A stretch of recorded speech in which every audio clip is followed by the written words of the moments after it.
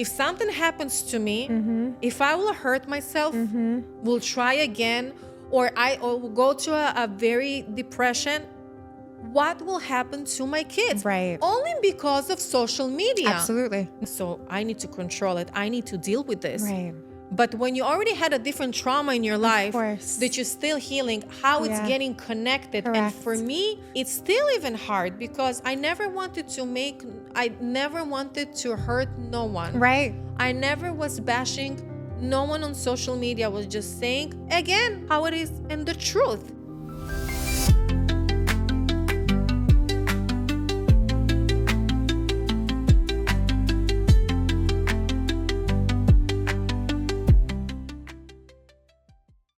Hello and welcome to another episode of the Seasons Podcast. I am your host, Daniela Climaco, and today I have Liana Reznik, the Paramedical Pigmentation Specialist. I got it right. I'm so excited. Liana, thank you so much for being here. Thank you for having me. Oh my God, this is incredible. Guys, I am going to explain it in my own words and then give it over to Liana because it's something that's very close and dear to me. You know, in our family, we have had breast cancer survivors, and Liana does incredible work. And this is how I found her.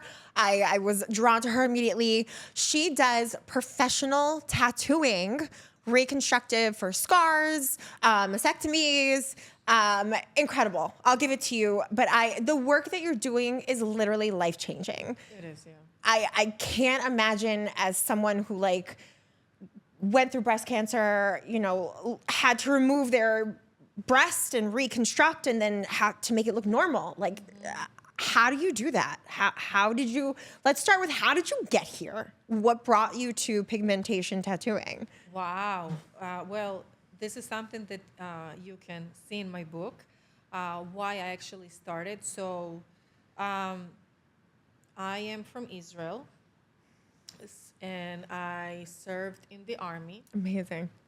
No one is asking you.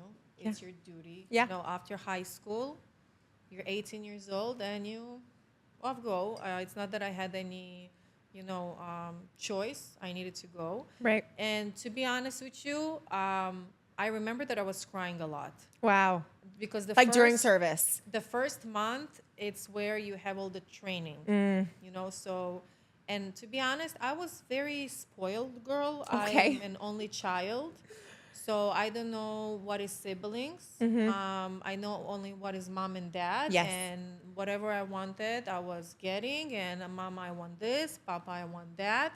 And even, when I already was 16, 17, I even couldn't clean in the house. I wanted to make an omelet, and my dad said, no, you don't do nothing. And I remember I was argue with him so many times, Dad, I'm already old. I want to do stuff. He said, listen, as long I'm alive, I want to do it for you because you will have your days where you will do it daily and you will not have any other choice. That's a beautiful dad. So I do it every day today. And my dad still saying, no, how is it now? So I gave you extra time, right? So I was spoiled then. We had a very, good life. My dad was the main provider. But when my dad got sick, heart attack, so my parents, they have a crazy story. So they have 20 years of difference. Oh, wow. Okay. 20 years. Wow. My dad, he's a Holocaust survivor also. Wow. Yeah, 20 years What of age was he in difference. the Holocaust? Actually, he was born in May 8th, 1941. Wow. So he still wasn't, he was a baby. He was in the ghetto. Oh my goodness. And the story, how they were survived. Wow. That's quite a story. He have a story. That's Wow. For sure. He have a story. So he's always was also about always cleaning everything. Yeah. Every food, every little thing you need. It's like a trauma. So when I was starting to get older, I understood why he's like that. It's not because he was tough. It's what he been through life. Absolutely.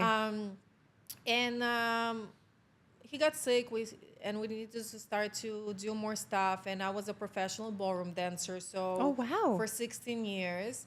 it's a different story. Oh my goodness, she's full of everything. Yeah, Incredible. Okay. but ballroom dancing actually helped me a lot. So basically, I said, okay, I need to help my parents. At And what age were you and your father when he was sick? What did he have? So he got a heart attack. Okay. Then they didn't know if he needs to have open heart surgery. Something was back and forward, and he started to forget stuff. And then we found out that he had like a dementia and everything together. And I said, okay, I need to do something. And I said, okay, what about I will learn how to do nails? Okay. So when I was in high school, I went to school to learn how to do nails. And after school, I was working from home and helping my parents. You know, I was building my portfolio. Right. And this is before the army. It was before the army, Okay. and everything started to be very busy. And I'm like, okay. And then I finished high school. I got my date that I need to join the army. It was in October, I remember. And I was terrified Wow. because, to be honest, even in school, I cannot say that I'm not good, but when there is a group of people, it's very hard for me Okay. because I am too much ethical Okay. or too much want to do correctly done everything. So when I see something that it doesn't, it's not about controlling. Right. It's not about controlling. It's about what is to do ethical. Yes. And because of Just that, the right way. You want things to be done the right way. and unfortunately with what I'm going to share, it's like instead of that will be a plus, I see that it's like a minus. Because not everyone that way. No. But it's hard for me then to get along, Understood. and then I'm feeling that I'm like lost. But I don't understand why I should be. Right. And this is what interfere even today for me, because I am still wanna be that ethical. Right. And I cannot get along with people. Right. So people think it's because I'm controlling, and it's because I need to be right, and it's everything have to be how I want it, but it's not the case. Yes. So I learned how to do nails, and I started to work, and then I joined the army. And then when my father had a second heart attack, he couldn't work that much. So I asked for a special permission because I'm an only child to be able to serve daily Okay. and then to work. Okay. Now, the thing is, when you want to join the army, you want to be where it's easy to be at home daily. Yes. But of course, it was not my luck. Oh gosh. So I was in the Air Force. Okay. And I didn't want to be in the Air Force because They just choose. So they're not choosing. So during high school in your last year, you are being invited to have an exam. It's like 3 hours. It's by the Army. It's by the IDF. And that exam, you need to do your best because then you can get to the Air Force. Everyone wanted to be in the Air Force. Wow, okay. Because it was the spoiled area in the Army. Understood. You have gym, you have pools, you have, but you need to stay and you need to live there. Oh, it's not like wow. the Green Force Army or the Navy. I didn't realize that they go home at all. I thought you stayed in Israel. No, I thought you stayed like in dailies. Oh you have wow, I didn't realize weeklies. that. Yeah. Okay. So I remember I'm going to do the test and I'm like, I'm going to fail because I need to be in the Green Force. I want to be daily. So purposefully understood, yeah. Yeah. So I went to do the exam. Everyone's sitting like for 3 hours, like trying. And I'm like, enter. And I even was not looking, really. Maybe 3 questions. It was like in 25, 30 minutes I finished. I'm like, I'm done. And I'm like, are you sure? And Yeah. everyone looks at me and I'm like, yes, I am done. So the day came when I need to join the army. Yeah. I got my date. I'm going to the base. Everyone getting their uniforms. I'm so scared. I don't know no one. Too many females. Too many girls. A lot of male with female energy. No, yeah, I'm a tomboy. I Yes. always was with boys Oh and my cars gosh. and racing. I like those things. And then I Yes. had my ballroom dance, and it was my girly thing. Yes. But my best friend were boys. Even to go to the club, it was boys. Yes. Like, this is how I am.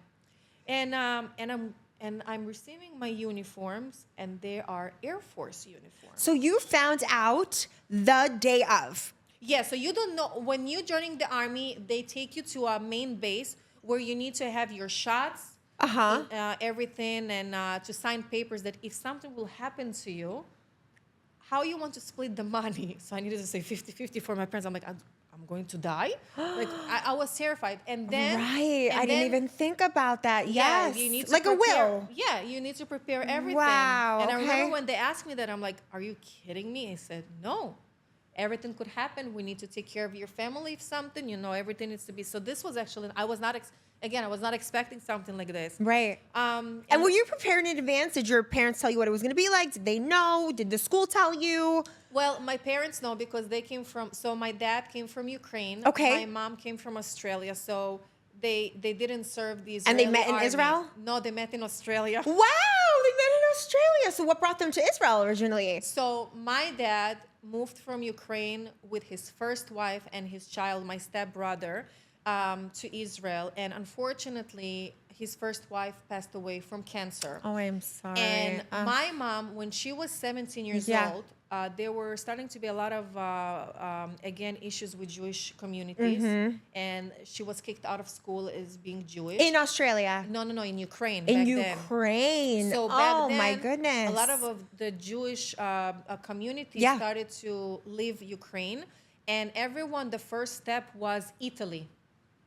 And in Italy, they were applying for documentation for, it was United States, Australia, or Israel. Wow, yes. So my mom, she have a sister, an older sister, and they've been in Italy for 2 years waiting for paperwork. My grandfather applied to Israel.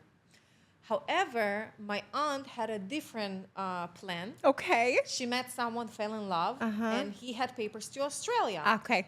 So without saying to them, Australia. So when my grandfather found out about it, he canceled Israel paperwork and changed it to Australia. To be with her. So then everyone moved to Australia. Oh my and my gosh. mom was in Australia. Yes. My father have relative in Australia. Okay. So when he lost his first wife, he went for a visit to Australia and he was there. Then he came back to Israel because my brother. And then like every few months he was going there because he had his uncle that also a Holocaust survivor. It's my grandfather brother was his oldest one. Wow. And also young during the Holocaust. Yeah. Oh And my then gosh.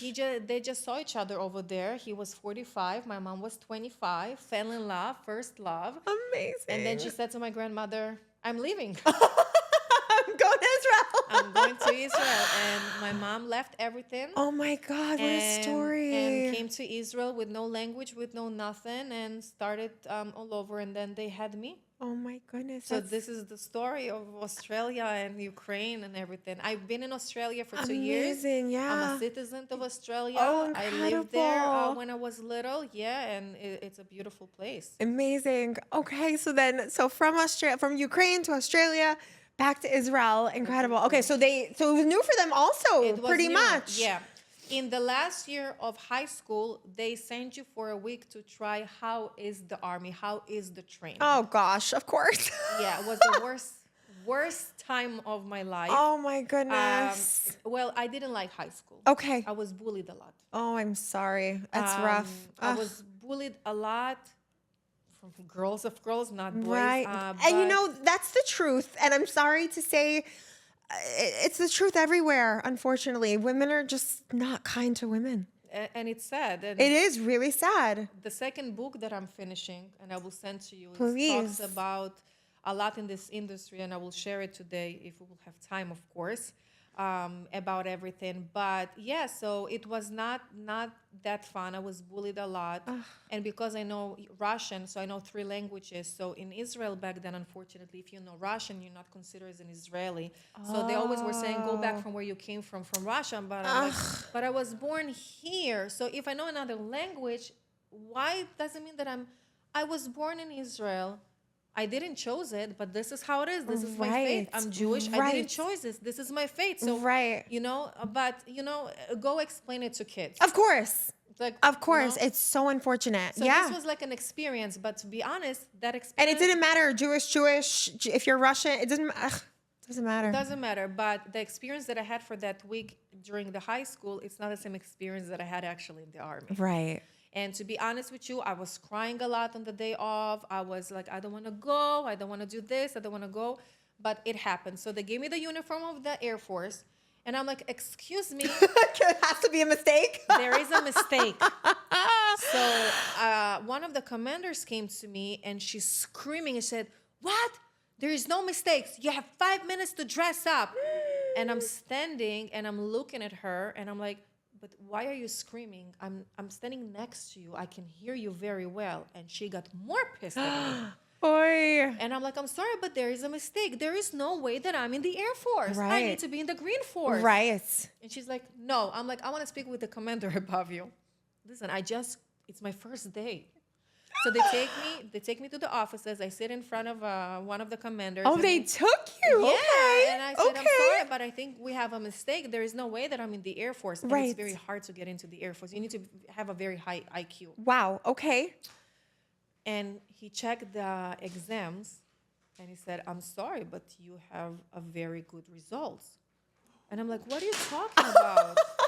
Total fluke. So he showed me. Yes. And so I remember till this day, there were 36 questions. Okay. But there is 8 of them that have the highest percentage. Right. They do that on like SATs. They skew it according to the questions. Yeah. Oh my and goodness. Those 8 I actually did correctly because I was looking at them. Yes. The others I'm like, whatever. Right. But I didn't know that those one are actually have the most high percentage. Oh. So if I did them not correctly as I planned, I Right. will not be there. Oh my God, the irony. Wow. So I'm like, okay, let's go. That's it. Yeah. So I wear the uniform of the Air Force, and they taken us for a month for training and to survive, basically. Oh my goodness. So I have my Johnny. It was my M16. Oh my goodness. I named him even because we need to sleep with Johnny. We need to take a shower with Johnny. Right. We need to do everything with Johnny. Wow. Because they were trained us, when we sleep, if someone will come. Of course, yeah. What will happen? Right. So Johnny was with me always. Wow. And Was that your first experience with a weapon? Yes. Oh my Over there, it was my goodness. first experience with actually weapon. We learned how to shoot, how to, to take all the parts away my and to put it back. goodness, yes. We were shooting, in targets Yeah. daily, 4 a.m. It was, oh my God. But then I understood that if I'm in the Air Force, I'm not going to be at home daily. Right. What to do? What to do? I don't know. I'm requesting to speak with a psychiatrist. Okay. And I'm going to the psychiatrist and I say, listen, I'm afraid from the dark and I am afraid from the dark. Okay.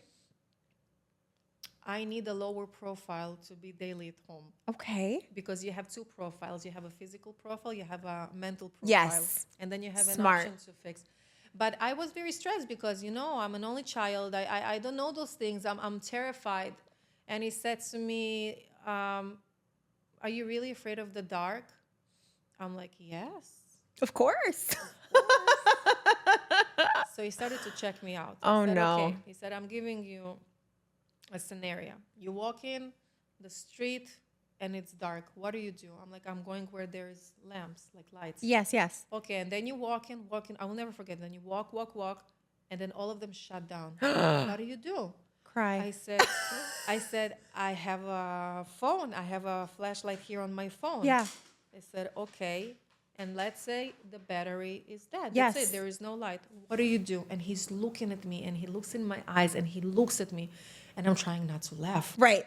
I need to be serious. And then I look at him and I say, I do what my mom always taught me to do. He said, what?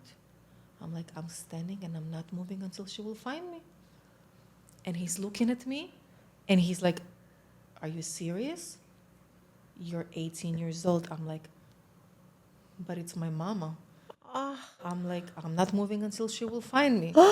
So he said, okay, got it. So you want a lower profile? And then I said, listen, to be honest with you, I want to serve in the army. Yeah. But I want to service in my own condition, how I can, because I have a father that is sick. Yes. And I showed him all the paperwork of my dad and everything and Yeah. what is going on. He said, okay, I will help you out, but then you will have an option to change the profile back. Okay. So then I got a base that was 20 minutes from my house, Okay. from my town. And I was there, and the department where they assigned me, I didn't like it. Okay. The commander was very not nice. I really didn't like how he behaved, and I started to check what I do now, how I survive this. I have 2 years of service. I want to enjoy, but I want to give back. Right. So I started to do research, and I found a different department where one of the soldiers, she was the main. So it was the biggest group in the Air Force where we had all the planes. Okay. So we were fixing those planes. Got it. All type of planes. But you weren't in Air Force anymore. You had gone to a different division at this point. No, I'm still Air Force, Okay. but it's a different division inside of the Air Force. That allowed you to go home. That allowed me to go home. Okay, Yeah, okay. So this is already good. Great. But I didn't like that commander. I didn't like how he behaved, how he talks. It was not my thing. And I started to do research in different departments. And there was one department where I knew that she's leaving in 3 months. So we started to be friends. I started to learn all her job. The commander comes and see me all the time, like, "Hi, Danny, how are you?" And he's like, "Hey, Liana, what's up?" I'm like, "Good. How is my friend, my other commander?" I'm like, "Yeah, he's good. Don't worry about it." Yeah. And then she left, and he had interviews. So that commander had interviews, and Okay. everyone were afraid of him. Like, no one. And then I'm coming to the interview, and he's like, "What are you doing here?" I said, "You don't need to interview no one. I already know the job." He said, "What are you talking about?" I'm like, "Well, all the time that I was sitting here with Anna, I learned already what to do in the Incredible. office." He said, so this is how I got my first job in the Air Force. Like I taught myself how to That's adjust amazing. myself. Right. Resilience. To You the were way that fully it will work for resilient. me. Yes. And That's incredible. and this was the best time of my life to surf for this guy. Amazing. I had also my own dog. You can see it in the book. I also I had 2 jobs. Well, first it was when The Army paid you at this point? So the Army pays you, but what, $300? Right, What I will do with right, this? But you have right. to. You don't have it. But this money I was giving to my parents. Right. because, That's why I asked. You were still to helping, help I'm out. sure. But I got a special permission to work because of my dad's condition. Right. So I was doing dailies, and then I was going to work in a nail salon, and I Wow. was doing nails basically. Oh my goodness. And that's it. And then I was serving, and then I'm a ballroom dancer professional. Yes. Oh my and goodness. we were invited to a world championship in Moscow to represent Israel, and we cannot go because my partner in the dancing decided that he doesn't want to join the army, and he disappeared. And then they found him and they arrested him. So he's like in the army jail. Yes. But I have a championship to attend. Shit. Then what? So I sent an email to his commander, and it was not allowed because I'm in the Air Force. He's in the Okay. Green Force. But I did it anyway, and I explained him the situation. Then he calls me. Danny said, "What did you do? It's not allowed." I'm like, "I have a world championship to be.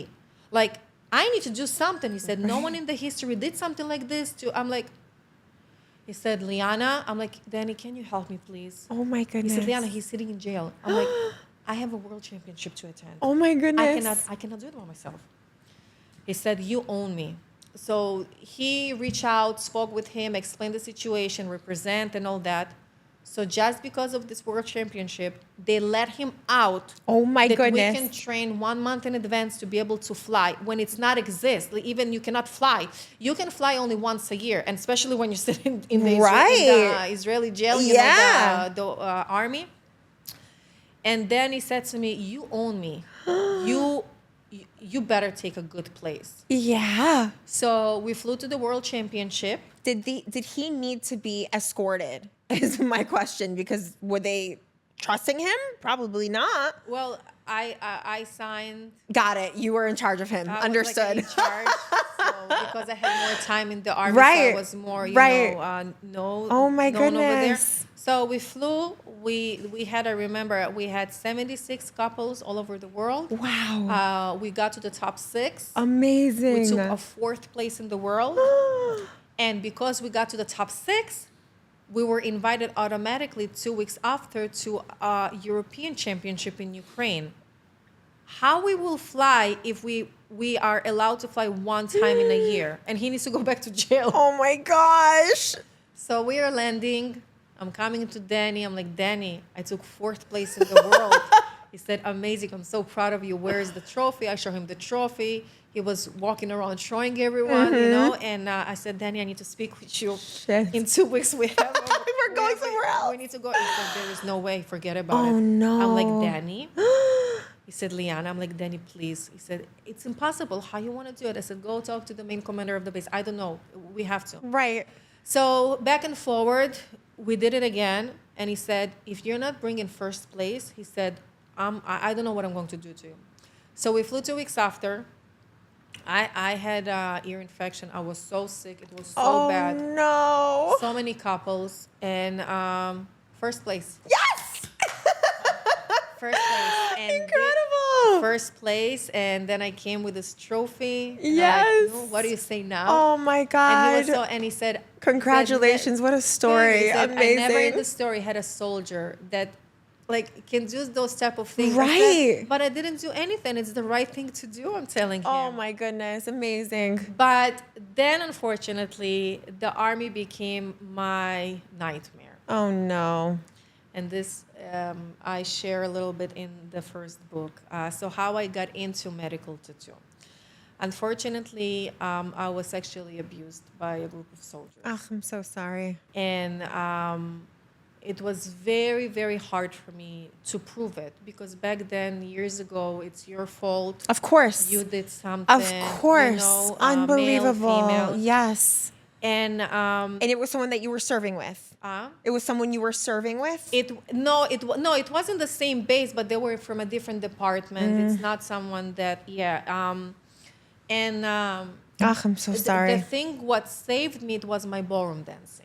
Oh, okay. Because I was 24/7 practicing, Okay. and training, and Okay. going to the gym, taking my Latin shoes with me to the base, and was practicing.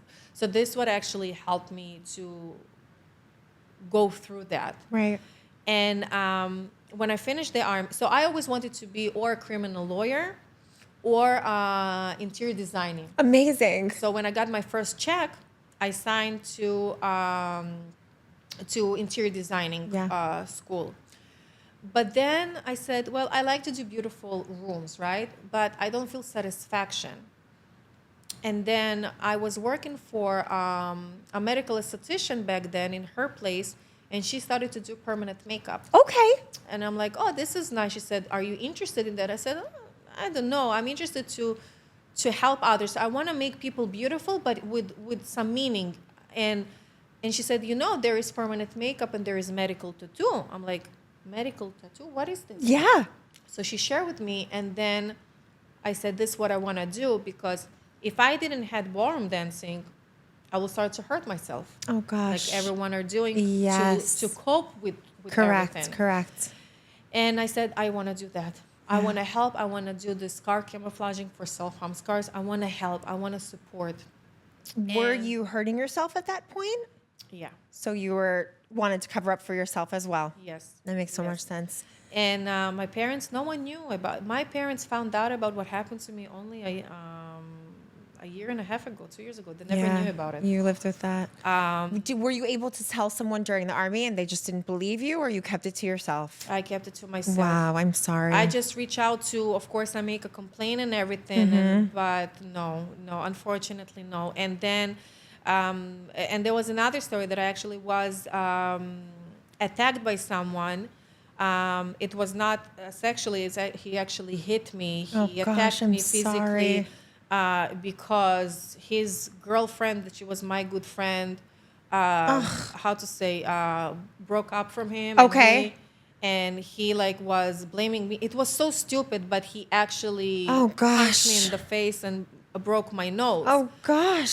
So it's like I always was very like soft and nice, and maybe because today I'm a little bit more, but it's because what happened to me. It's not because Absolutely. I'm trying to be mean or No, something. you're protecting yourself, of course. And another story that before the army, when I was in high school, my last year of high school, maybe it was the year before my last year. There was a boy by the name Moore. I remember he was a troublemaker, and he tried to touch me in my private parts, I remember, because he thought that it's funny. And I actually punched him in the face, and I broke his nose. Good And I for remember you. they called the police. Oh no. And I said, he tried to touch me. Right. No one is touching me. Right. So back then I didn't give it that of a meaning. Yeah. But it was more meaning for me when I was a little bit more older. Yes. And what happened in Right. the army. Right. So it was very hard for me to prove it. It was very hard to prove it. And I could only imagine. it's not easy. But then, I finished the army and I went to school. And in Israel back then, to practice paramedical pigmentation, you need to be medical esthetician. So to be medical esthetician, you need to be an esthetician. So it took me 4 years. Okay. And then I had an internship in the hospital with plastic surgeons. Wow. And I was working with a lot of burn victims because Okay. unfortunately we had terrorism attacks and bus explosions Of and everything. course. So Oh, gosh. unfortunately we had a lot of patients for Right. that. Here in the United States, it's not like that. You take a training for 2-3 days and you're like a specialist. Right. It's funny. Right. But back then, it's very, very important to learn the skin anatomy, like diseases, and also I needed to take 1 year in a university for psychiatry. Oh, wow. To analyze the person if mentally they are prepared for something like this or not. So there were a few women that they were in abusive relationship or also being molested, and I could help them to get help. Because my I didn't God, have it. that's So incredible. I was trying with that as well. Right. So, Oh my goodness. Yeah. Amazing. You're So- literally changing everyone's life. That's so incredible. this is how I got to medical pigmentation in the beginning. Yeah. And I was doing some areolas in Israel as well, but mentally it was very hard for me Okay. to deal with this. It was very hard for me to see how they had breast and then they don't have breast. Got it. Yes. I could only imagine. I mean, I'm not in the field, and I've seen pictures, and I know from a person who has not been kind to their body or hated themselves or looks in the mirror and wants to change, and I can't even imagine. I can't. Yeah, it's not easy. So what can I say? So yeah, so I started to do that, and then I came to United States, and At what age? After the army, I was 21. Okay. I was 21 and I came and I started to do nails again. Oh, To save wow. money for a license Okay. and everything for tattoo. Did you have to do it all over again in America? Like all the esthetician and the licensing and the training? No, because I could convert it. Amazing. Yeah, so I did this and I started to work in a nail salon for an amazing woman by the name Jackie Lion, rest in peace. And we were as a family there. And she was diagnosed with breast cancer. Oh, no. So we, the girls, started to manage the place for her. Right. And to do everything. She had a mastectomy and everything. And unfortunately, I didn't stay to work there. We had a little bit of a conflict. That then she, of course, apologized, but I just didn't want to go back. But she's the reason why I decided to go back to Areolas because I saw what she's going through. Yes. And me and the girls have been with her all this process and the tubes and the mastectomy and she was going to the salon and we were helping her and she passed away and I felt so bad that I couldn't do this gift for her, this areola. So she was my reason to go back to areolas as well. Amazing. So every patient that I do today, I have a pin for each patient. It's like a gift for Jackie. Oh my goodness, you're amazing. Thank you. So this is how I got to, in general, for paramedical pigmentation and scars and everything. Oh my goodness. I mean, what a story. I'm fully encapsulated, unbelievable. What a life story. And at this time, what about your parents? They were okay that you left Israel and you went to America? You know, my mom did the same to my parents. True. And to her parents. So, to be honest, it's very hard for me today because my mom, she's after a stroke. I'm sorry. And my dad, 20 years older than her with dementia. And, I depending on caregivers. Right. So it's not easy, unfortunately. Oh, and my I'm dream sorry. is, of course, to be more stable and to be able to afford and to sponsor them in the end. Right. Absolutely. Unbelievable. What a story. So from Israel, you came back and did nails. You had decided, you thought at that point that like, okay, I'm done with that. How long were you doing that before you decided like, no, that's not for me? So I was doing, Or thought that wasn't for you? well, when I came here, so I worked for Girlfriends. It was a salon. I worked there for 3 years. Okay. And then when Jackie was diagnosed, and I'm like, okay, yeah. It's my calling, It's my basically. because again, I love to do nail. I was a medical nail technician, so in Oh. Israel, I was a medical nail technician. What does that mean? It's mean that you work more with diabetic people Ah, and people okay. with autoimmune Okay.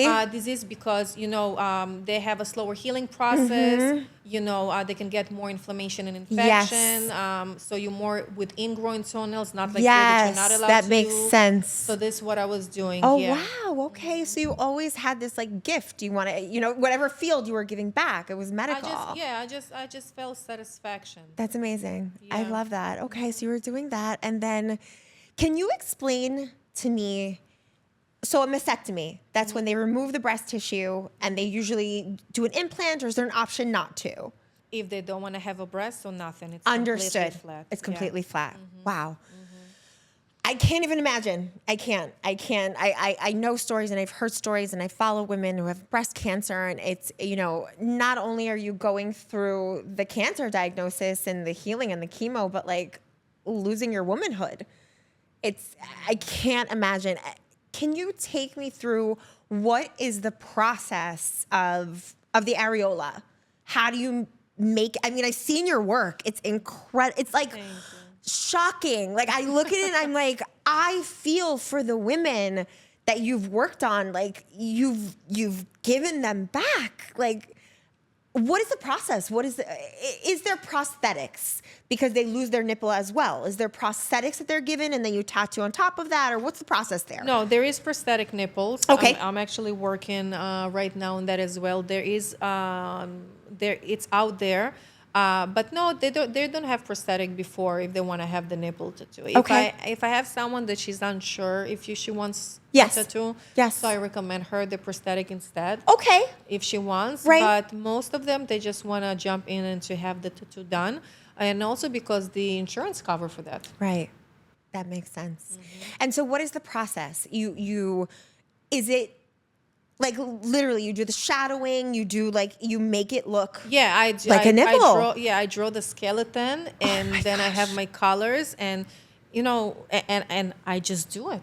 It's incredible. I just do it. Of course, it's everything practice and learning. Yes. For the past, I practiced it already for 16 years.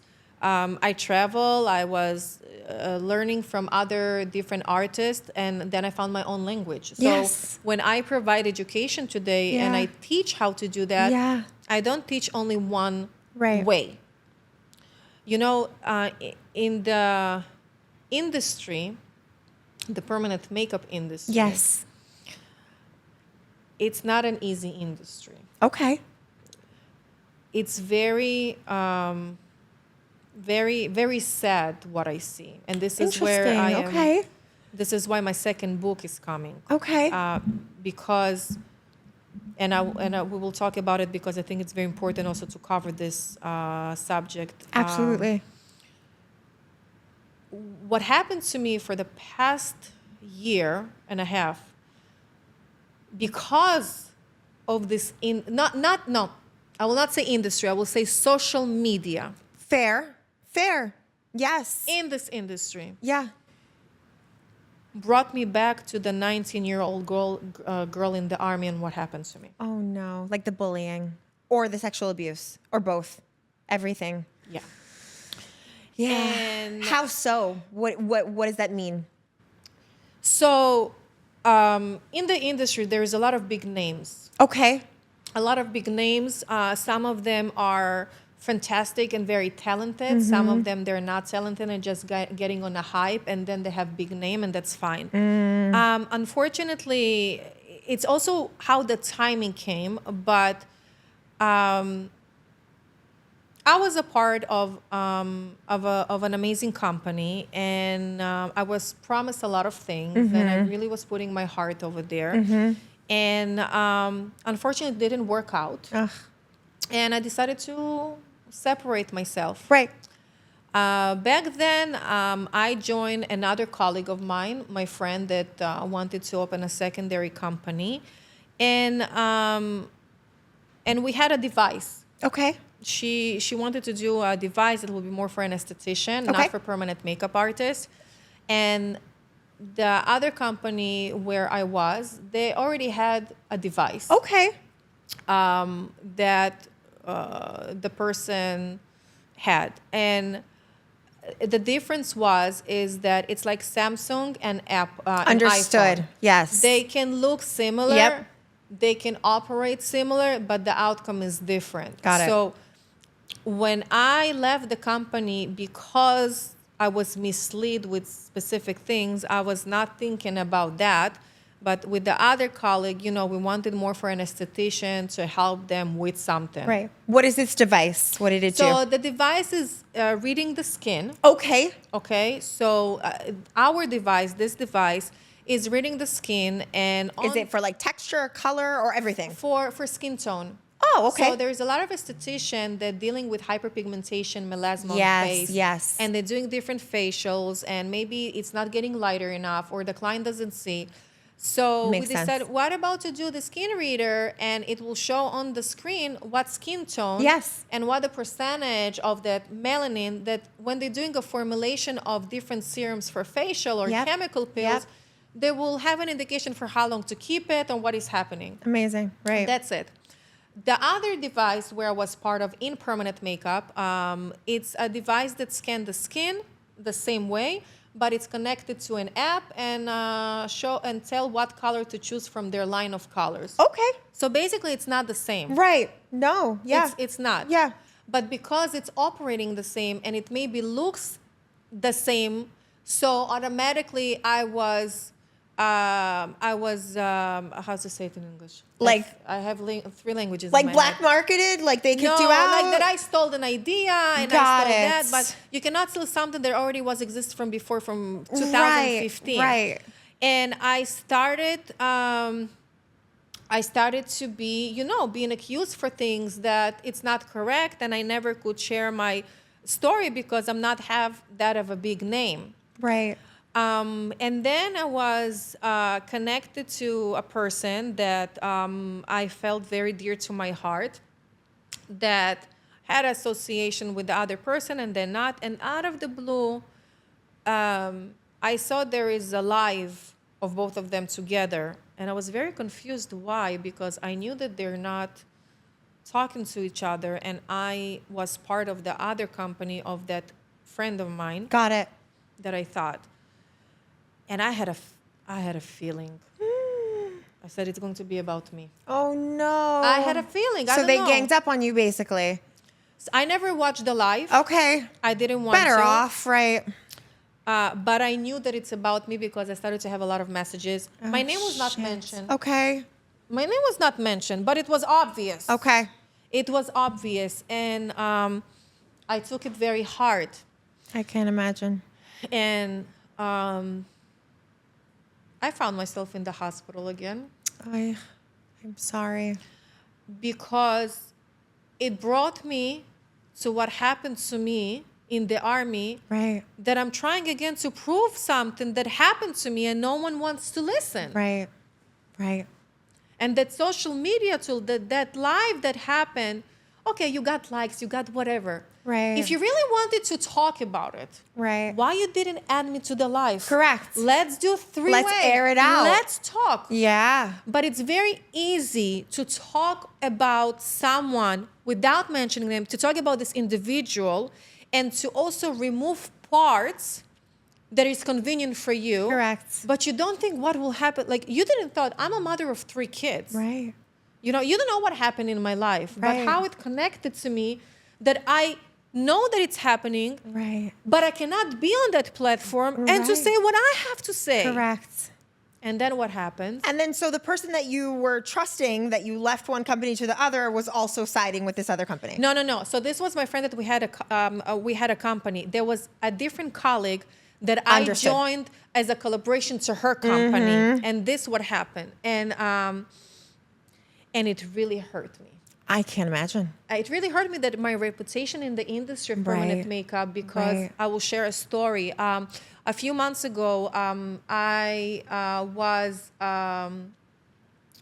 was posted on Instagram to be a speaker in a convention that Okay. actually will be in Florida. Amazing. I was so excited. Yeah. I really wanted to be on the stage, Right. and to share, story about what is paramedical pigmentation. What actually, Yes. I want to say thank you, because this is what I wanted to talk about. It's what happening here, and it helps me for my healing I'm process. so happy. Thank you for sharing. Because even this time, I'm still healing myself. 100%. People don't understand how devastating it could be for you. I understand. I don't know if you've seen my stories, but I was sexually abused as a child. And people don't you, understand that you so don't many things, get over it. Yeah, so many things Everything's can affected. be, affected. And so what happened is that I was so excited, and I had this post, and I'm like, and I had people that already interested to sign in, to join this conference. Right. And then out of the blue, I see that my post was removed. Oh, no. I'm like, why the post was removed as a prime speaker? Oh, no. So when I reach out, I got an answer from the organizer that after the post, she received individual messages about what I did, that it's very unprofessional in the industry. What did you do? What did they say you did? That's the That it's point. unprofessional. And she decided because of that I cannot be part of the platform. Oh, shit. And I'm like, this is very sad that you're judging me without even checking with me first. Right. Believing someone else's But side. what happened? I even don't know what you're talking about. I said the only thing what I can think of, Right. it's about that it was already a while ago. But why not to come to the source and to ask me? I can show you facts.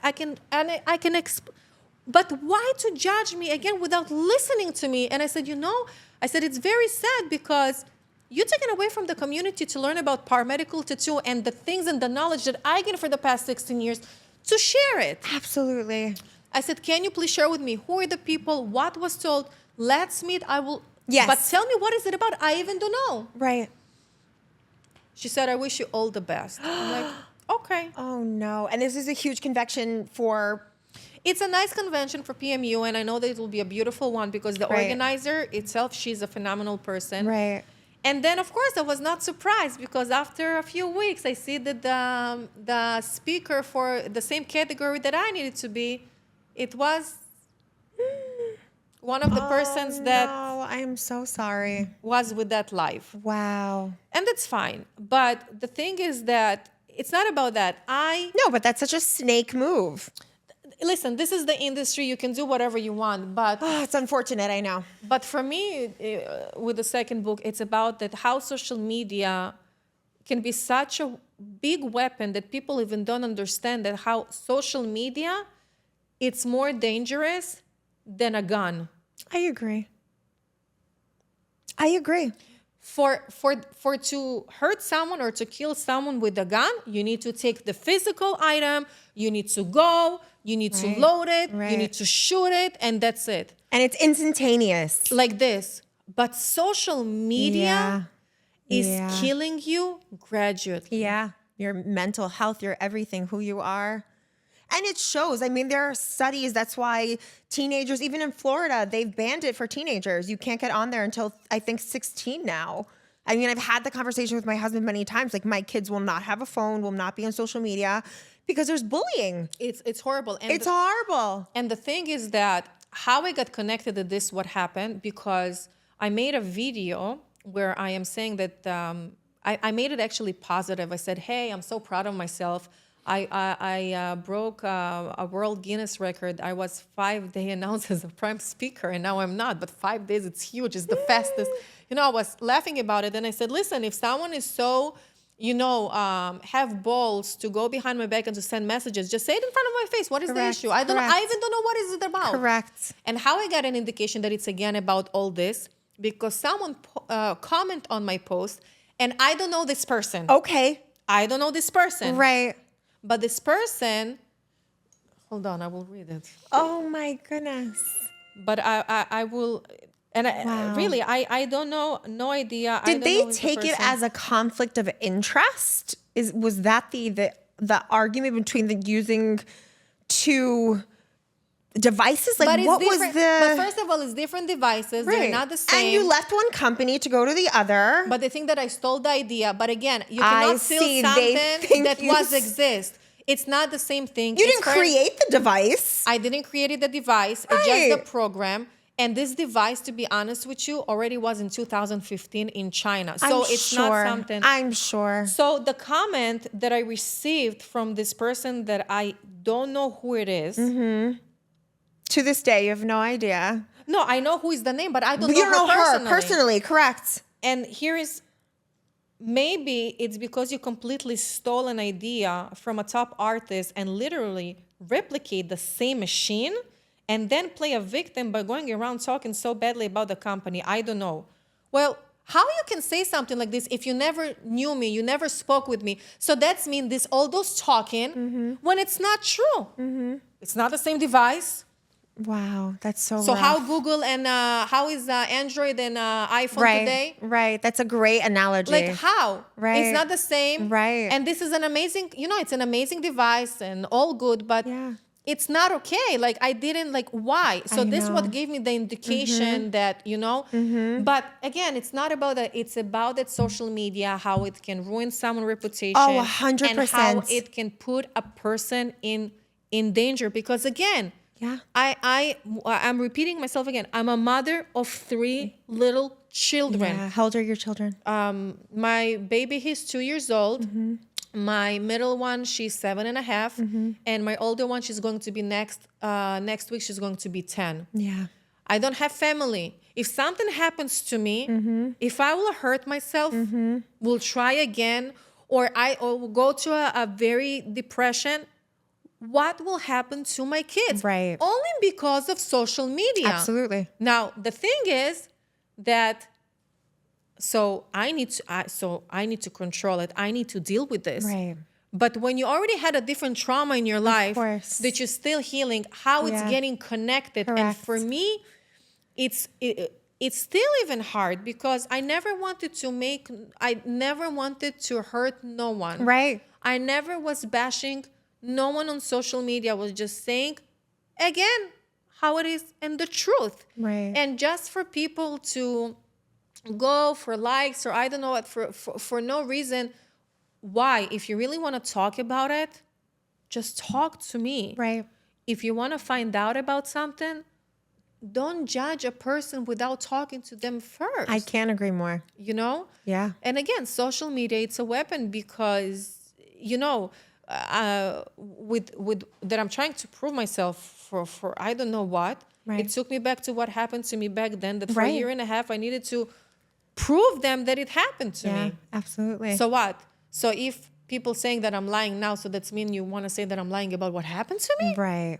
Right. How even it's possible? Right. Just why not to be connected? Why not to be But that's the ease. Together? You hide behind a screen. You hide behind a phone. I completely sympathize because I think that it is. There's the beauty of being authentic and showing yourself and putting yourself out there.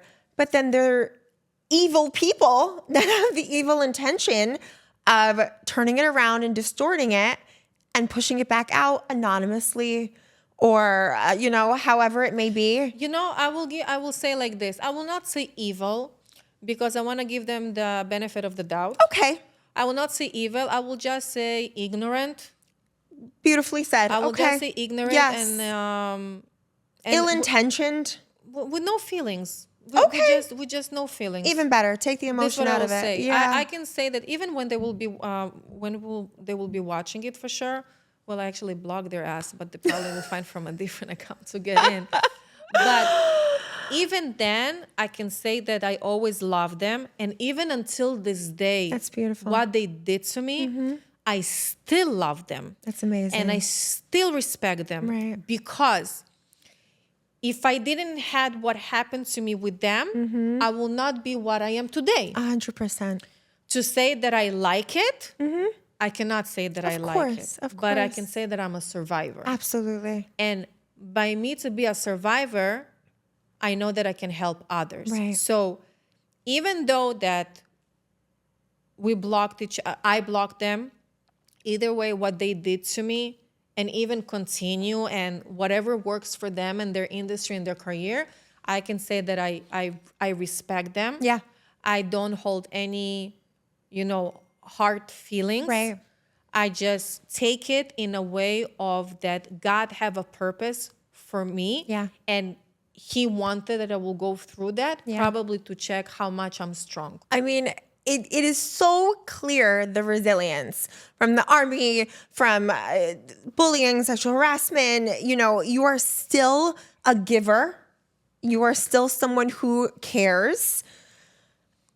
And the truth is, and I say this all the time, just like, it's a good analogy, just like there's Samsung, just like there's, Apple or whatever, there's a market for everyone. Oh, absolutely. And the truth is that in your profession, you're just trying to help people in a medical capacity. Like, you're literally changing lives. And it's sad. The problem from the beginning, when there was the announcement about the device and everything. But you know what? I will be honest. I will tell you a story. Before we choose the style of the device, there were a bunch of them. Okay. And I said to my partner in the company, I said, maybe we will not choose this this style because it's very similar. Like, it's different colors, it's different size, but it's operate physically like the other. Right. Even that it doesn't give the same results. Right. It's not connected to any app or anything. Right. I said, what about we'll take this style, a little bit bigger and chunky? She said, no, I want this. I don't care. I'm not afraid. I'm like, listen, but right. And then I said, you know what? But you're right. It's not the same. Yeah. It's not doing the same, you know? So this how basically it started. And the thing is that then we were bashed at that you can find it on Alibaba, the device. And I'm like, yeah, you can find it, but you cannot find it with that program because the device is actually original for wall scanning. Oh, okay. So like telling you the color of paints, for example. Yeah. But we just made a program that doing it for skin. Wow. So you can find the device, but it will not be with this program, you know? Or the person that uses it, like you. You have to have a user. You know? So it was very funny that say, oh, you can find it on Alibaba. Yeah, you can find it, but you cannot find it with this program. Right. Because this program was made specifically, you know? And then we had the, how you call it? The inks. We had our line of inks. Yes. Oh, and here there is another bashing story about that. Oh, no, Liana. From the same people. Wow. So the story with the inks is that they are made in Poland from where my partner is. And the idea came from a company from China. Mm-hmm. They had like 50 colors and everything. And we said, oh, this is cool, but we don't like the formulation. Okay. So she knows a chemist in Poland. Wow. I knew a chemist in Israel. We send them to ask them if there is any option to change formulation. They did. They send us. We were trying it out on ourselves to see which one is the best. Right. And then the Polish formula won. Okay.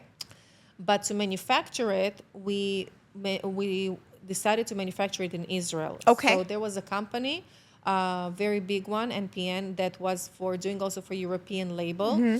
And we were starting to manufacture over there. But then when all the craziness started with the war and bombing, we got a note that they are canceling the manufacturing because they're not able to operate. And they're going to cancel it for all the labels. Oh, my gosh. So we got stuck. Yeah. So then we said, okay, what about if we'll go back to the company in China and we'll ask them if they can do it? And they said, well, no, because it's a different formula. We need to test it by different labs to see if it's safe. Yeah. We're like, okay. So they checked it. It took like 90 days and it was approved. Okay. So they started to manufacture it with the new formulation that we had. And then we got also approved in Europe. So to have ink in Europe, it needs to be certified by Europe because they have different regulations. Right, so that's the safest thing. Yes. So it also was approved over there. Amazing. It was not easy. Yeah. But the story, what I'm telling you, that I was starting to be bashed about our inks that made in China. Oh, no. And how... everything's made in China. How we're not thinking correctly, that people putting people in danger, At risk, and yeah. it's not made in USA. When that person that was saying those things, this individual knew the story with Israel and everything, but it never was mentioned. Right. Right. But so After October 7th, right? yeah, so with everything, Unbelievable. so the individual knew the processing of the inks that was manufactured Right. in Israel, and then we changed it to China because of that, Right. with a new formulation and all Yeah. that.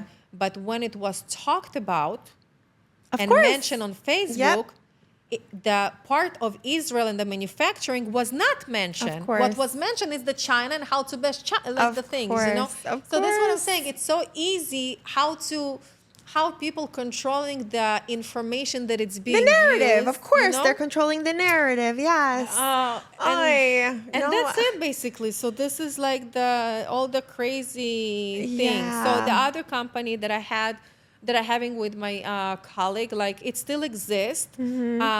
I don't push it because unfortunately we have this agreement that I decided to step back. Okay. Because I feel that I'm just tired to be partners.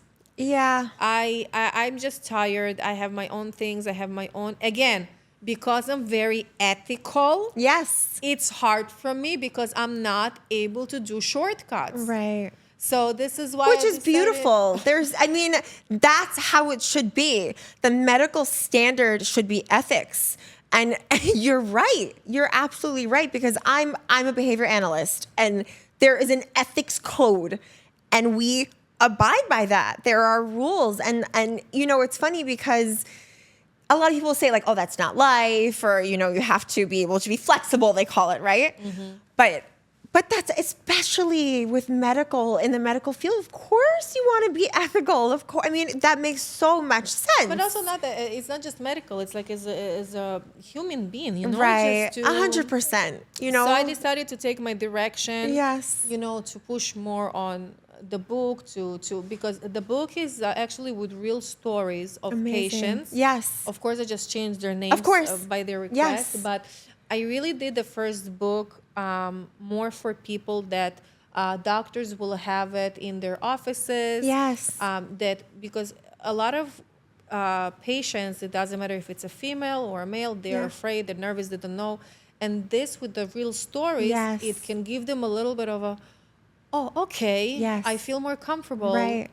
Can you share a story with us? What is something that you would offer to someone who's thinking about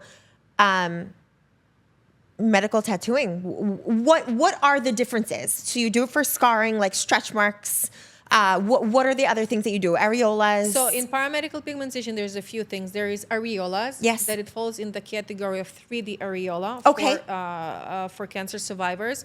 And then areola correction. Okay. So when we're talking about any cosmetic surgery, lift, enlargement, everything, they need to make everything a little bit different, and then the areolas are disformed. Understood. So then we actually correct them. Okay. There is also areola blushing. It's Okay. mean when we're getting older, Yep. we're losing color in our areola. So we can blush them and to give them a little bit more of Wow. coloring. Okay.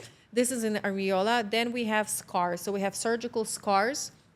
Any type of surgical scar is not always ready for color. Okay. So we need to prepare it. Yes. We need to prepare it with a different technique of different work of needling. Like microneedling, or what's No, the... actually today. Because that's the new thing that I've been seeing, that everyone like microneedles their like tummy tuck scar, for example. Yeah. So today, actually, I was doing content with our social media at Dr. Hotston office. What is the difference between microneedling to any type of needling? Yes. Because everyone, it's like iPhone. Oh, iPhone, Yeah. Apple. Yes. The same thing with microneedling. Microneedling, it's actually not good for scars. Wow. But it's a technique. Okay. So it's like, for example, eyebrows. Yes. We have microblading. Right. And we have nanobrows. Okay. Both of them falls under the same category Uh-huh. of permanent makeup. Okay. One is done manually by a blade, Okay. and one is done by a machine. Interesting. The approach to the skin is different. Okay. The outcome is different. Okay. So let's go back to microneedling. Yes. Microneedling, it's a technique. Okay. It's a device that have a bunch of needles. Right. And where you actually penetrate the skin. And when you do the passes, unfortunately, you also rupture everything. Oh, It's dragging. Oh, my goodness. Compared to What good information. Compared to needling, I do microchanneling and single needle technique. Okay. So both of them falls under same category of needling, but microneedling it's one technique. Right. The other one is not bunch of needles. So I use with single needle or 5 to 7 needles is a smaller configuration with a tattoo machine. Okay. Where I target specifically the scar and the border of the scar, compared to microneedling that you actually target the healthy skin and the unhealthy skin. Wow. But with microneedling, you can rupture the area because you're dragging it. Yeah. Compared to the technique that I perform, I target specifically the scar. I don't actually touch the healthy scar. Okay. So the results are much more beneficial. Amazing. So how did everyone- you learn that? Was that like your technique, or this is something that you've learned? When I was in Israel and I finished medical esthetician, I was working in a hospital. Got it. In Ichilov, and I was working there with plastic surgeon, and I was working a lot on burn victims because the things that were happening. Yes. And the scars are hypertrophic, they are tighter, they're raised, there is excessive collagen. So to prepare it for any type of color, I need to break the texture of the collagen. I Okay. need to make it flat. Right. And everything was doing with needle. Got it. Dry needling. Right. So back then it was like, it's not new. Right. A lot of people don't realize that also. I guess back to the point, a lot of this is not new. Not new, not this new. is there. This is information. Yeah. This is, but what you're doing is so incredible, and it saddens me. I don't even I'm not disappointed because I expect, unfortunately, we are expected to be hardened, and people don't say kind things or do kind things, and we become hardened, and I agree with that, and but. You're doing such a beautiful thing. You're offering such incredible options for people and information I had no idea because, again, social media and what they're showing now. And I follow bunches of women's because I'm, contemplating for myself plastic surgery. Oh, you have to microneedle the scar. And thank you. Now I know. I would have never known that's actually not beneficial. So thank you for because that. A lot of people don't know. They think, oh, microneedling. I will show you. I think you that was comment. So I had a patient that came here. Well, as you know, I'm once a month here at Dr. Hodgson office. And she had an experience in other practices. She had a tummy tuck scar. And they did her microneedling. Right. They did her Morpheus laser aid. I've heard of that too. And What is that exactly? So Morpheus, hold on, with my English and 3 languages in my head, You got this. until I pronounce it. So it's needles with heat, and it's called regio. Hold on, I haven't even. It says in Hebrew that I will know how to pronounce it correctly. No, because that's right. And it's funny because I hear these things also, and I'm sure tons of women hear the Morpheus, the CO2 now is something big also. I don't know what that is. If you know what that is, to share with us. But microneedling, which I've done, in facials and they resurface. And so of course to me, I'm like, great. Hold on. Go ahead. It's from Hebrew, so I will call it radio frequency. Radio frequency. Listen, when I came to the United States, it took me 2 years to say the word unbelievable. Oh my goodness. I couldn't say the word unbelievable. Yes. So the same thing, radio frequency. Beautiful. So it's not recommended for scars. Amazing. So Morpheus, not recommended for scars. Not okay. right away. Not microneedling, not Morpheus. Not right away. Okay. Not right away, because it's based on needles and heat. Yeah. And when it's a scar that it's fresh, like 3-6 months, Yes. it can make it worse. Oh, it will make no. it tighter for more excessive of collagen. Yes. And more for hyperpigmentation. Oh, no. So it's too much of a trauma right away, when the right way is to have few sessions with the needling that I do. Yes. Because you can control the trauma. What is it called? What is that technique or? Well, in the permanent makeup industry, it's called inkless because there's no ink to that. Understood. But it's the same kind of process of the tattoo with the needles and yes, just inkless. And then okay. And that prepares the skin. Correct. Okay. Then well, I don't say microneedling because I don't like it. I call it dry needling because usually maybe I don't use any serums, but I can add exosomes to that it's amazing. What are those? So exosomes, it's actually something that is very, very strong for the body. They're coming, it's on a growth factor. Okay. And there's also stem cells. So there is products that also on a stem cell base. Yes. And actually it can work in your skin up to 6 months. Amazing. And it is doing the wonder. It's like changing their little mutation to fix all the little things that you have in the body. Oh, wow, But okay. it really can help for hyperpigmentation. I usually love to work with dry needling and to target the scar right away. Do you know how happy I am that I found you? Because, I mean, I'm going to use you. But like, they don't tell you these things. And I think I've had this conversation with you on the side. Like, Yeah. who do you choose? Who do you trust? What happens after? And like, we don't know these things. It's not spoken about. So this is incredible knowledge that you're offering. And I thank you so much because that's the truth. I think that's the biggest fear that many of us go through. One is there complications with surgery, but the other one is what to do with the scarring, because you want to look beautiful, but then you have scarring. And now you're offering The thing life after that. Here, this one. This is before and this is right after one session. Yes. So she had 3 microneedling. Right. She had 2 Morpheus. Oh my gosh. On the before one. Yeah, and this what happened to her. Oh no. And this is after one session with the I did comment on that. You comment on that. Yeah. Unbelievable. So there Incredible. is way things to do. It's all about to control it correctly and how to target it And the timing. correctly. And the timing is very important. Yeah. But that's all knowledge. That's all experience. Yeah, yeah. And care. I think it goes back to that because you're ethical, because you care. And there are incredible surgeons that will tell you, like, no, I'm not doing that because of X, Y, and Z. It's not safe. And then you'll find surgeons, I'll do your whole body and you'll be walking like this. It's the same concept. I had a client from New Jersey. She actually flew into me. Her doctor recommended me. I don't know how this doctor find me, but she's a dark skin complexion. Okay. And she had a breast lift reduction. And she lost her color in her areolas, that it became white like a wall. Wow. So she came to me that I will correct it and I will show you. Yeah. And the thing is that she was not there because she said, how it could happen to me, how it could happen to me. Right. And I said, okay, hold on. The doctor didn't explain that because you're dark skin complexion, you are very prone for hyperpigmentation or for hypopigmentation. Wow. And she's like, no. Yeah. So even doctors, they're good in what they do. Correct. They're good to do surgeries. Correct. But what happens after? Agreed. What happens after? It's like, here it is. Wow. And we don't think to ask these questions. Yes, I've seen that. You saw it. Unbelievable. So like you incredible work. So you see how she lost and Right. everything, and that's it. It's done.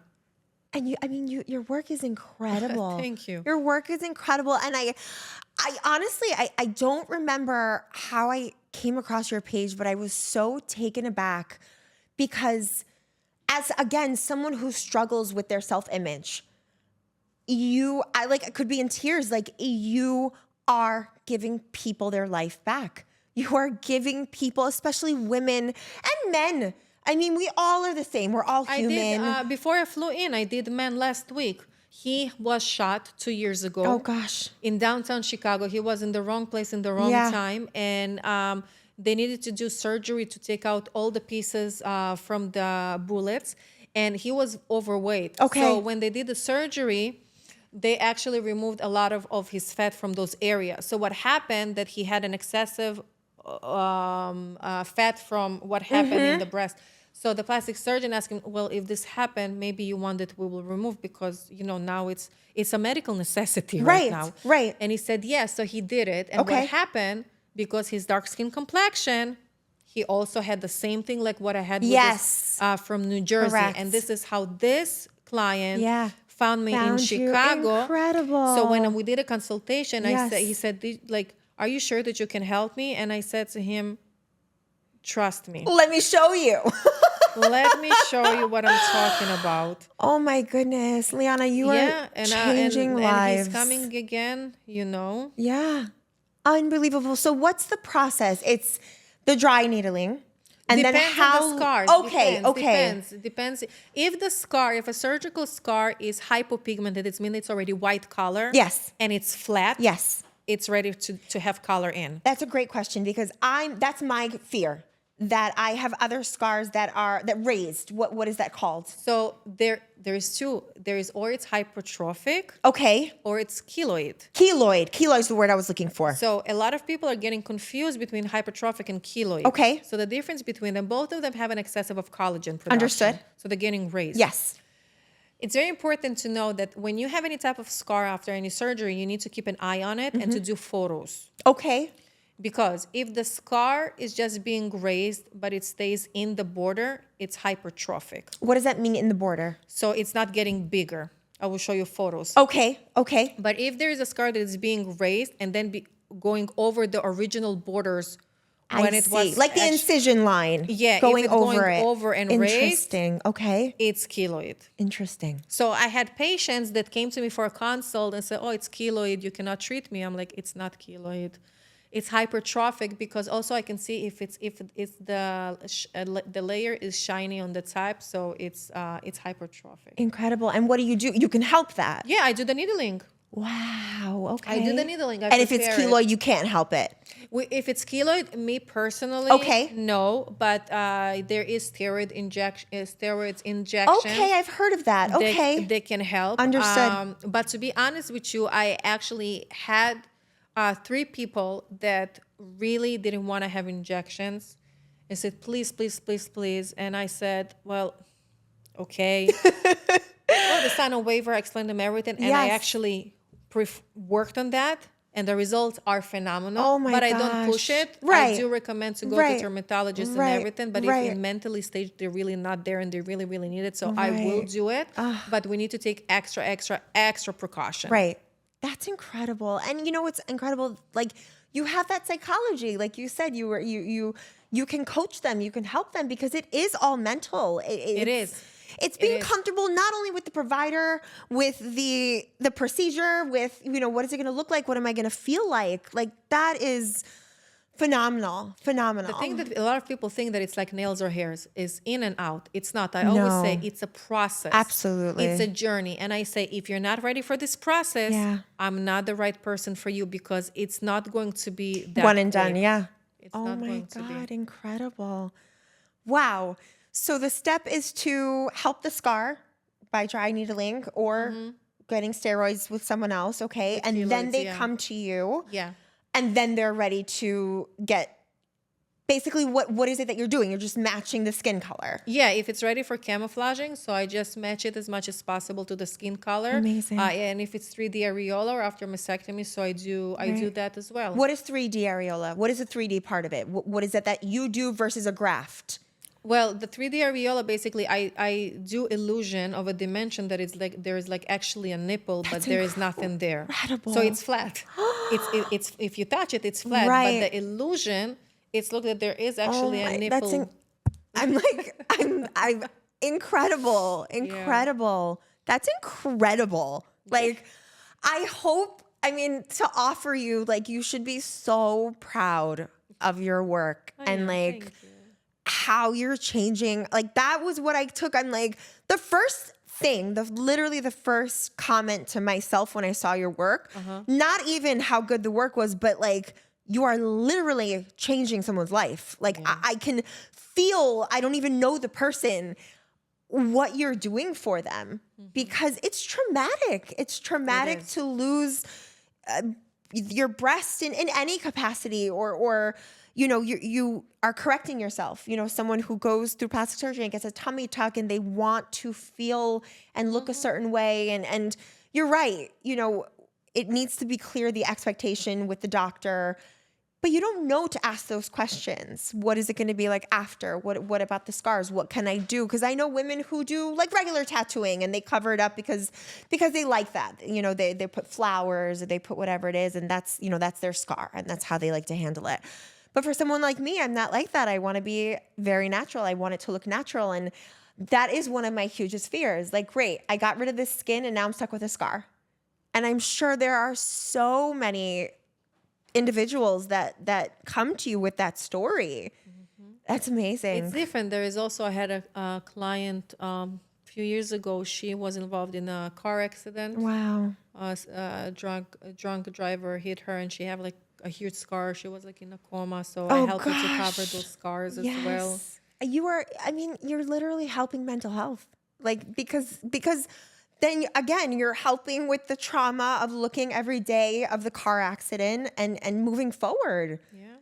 I mean, that's incredible. I'm like, I'm just, it's breathtaking. It's breathtaking. And for anyone to feel anything different, it doesn't matter the technique. It doesn't matter, the point is that you are moving forward and just giving back no matter what. And I'm sorry, that's the way that our world is, that and it doesn't matter. And the truth is, like you mentioned before, unfortunately, and that's, kind of why I have this platform, like, women are the first line to attack other women. And we find that at a young age, we find that. And it's sad, and it saddens me. And it's what I call the mean girl syndrome. Like, it's really what I hope, because we've all experienced it. It doesn't matter, if you live the best life or not. Unfortunately, it's very easy to first bring others down.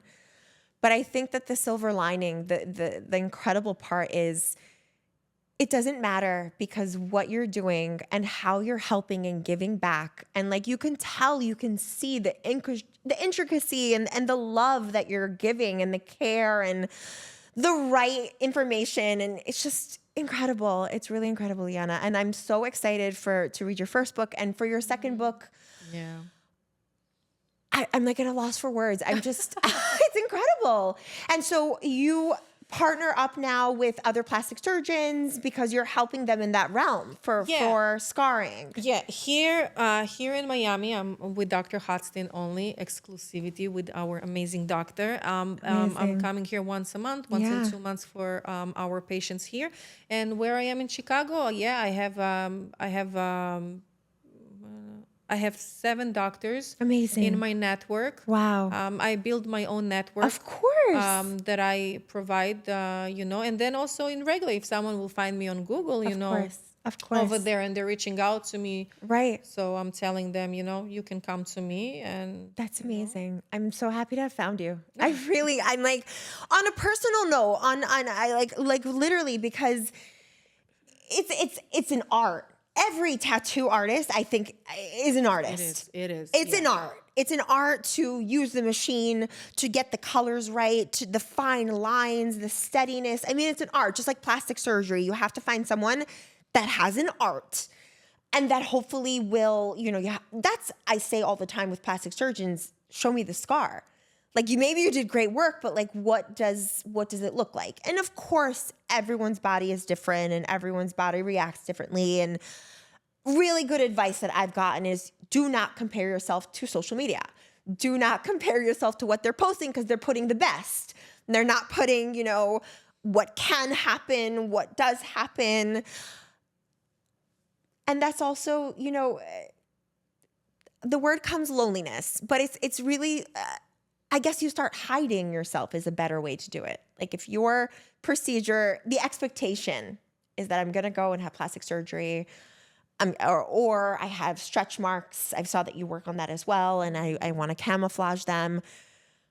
But literally, like, I get excited. I get so happy, because I'm like, there is this technology now, and there are people like you that are doing that, and it's incredible, because again, any woman, you want to fix this, and you want to look like this, and you want to have this, and it's really mentally, like, mind fuck is the word that comes to me, because I'm like, we just want to feel beautiful, and we just want to be helped, and having the knowledge. And what is your favorite story? I guess that's a question. What is your favorite success story, or something that sits with you? They're like, yes, I'm doing the right thing.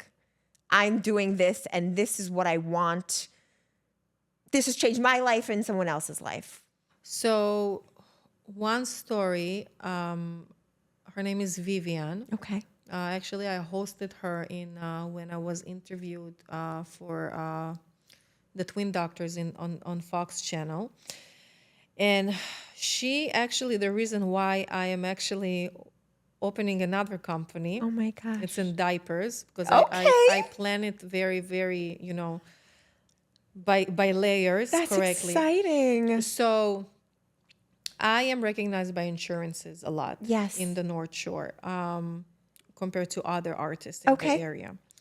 And there is one artist that also performed Areola, Okay. very known over there, but he's a male. Yes.